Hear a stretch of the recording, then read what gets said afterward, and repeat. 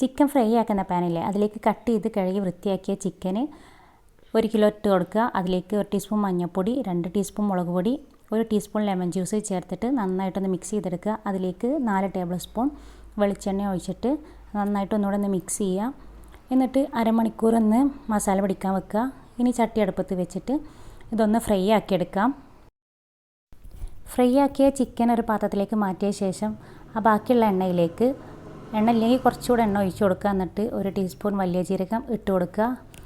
പിന്നെ അതിലേക്ക് 2 സവാള, 2 വലിയതാണെങ്കിൽ 2 എണ്ണം, അല്ലെങ്കിൽ മീഡിയം സൈസ് ആണെങ്കിൽ 3 എണ്ണം എടുക്കുക. എന്നിട്ട് നന്നായിട്ടൊന്ന് വഴറ്റുക.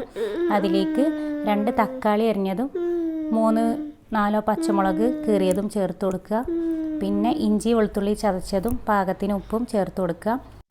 ഇത് നന്നായിട്ടൊന്ന് വഴറ്റിയെടുത്ത ശേഷം അതിലേക്ക് 1/4 ടീസ്പൂൺ മഞ്ഞൾപ്പൊടി, 1 ടീസ്പൂൺ മുളക് പൊടി, 3 ടീസ്പൂൺ മല്ലിപ്പൊടി, 1 ടീസ്പൂൺ കുരുമുളക് പൊടി ചേർത്ത് കൊടുക്കുക.